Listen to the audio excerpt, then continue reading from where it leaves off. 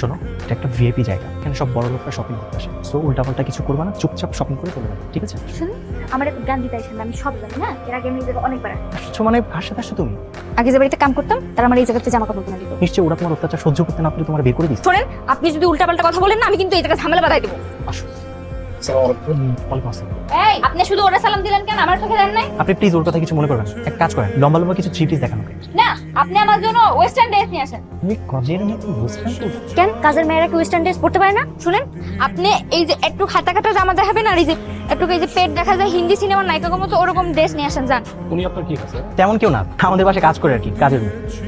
শোনেন ভাই, আমি কিন্তু ওদের বাড়ির কাজের মেয়ে না, আমি হইলো না দেবো আমাকে বাড়ি কাম করতাম। এখন দেন না, আমি দেখতে শুনতে কত সুন্দর, আমার প্রেমে পড়ে গেছে, আমার বিয়ে করবো। এখন ভালো ভালো ড্রেস দেন, তাহলে বিয়েতে আপনারও দাওয়াত দিন।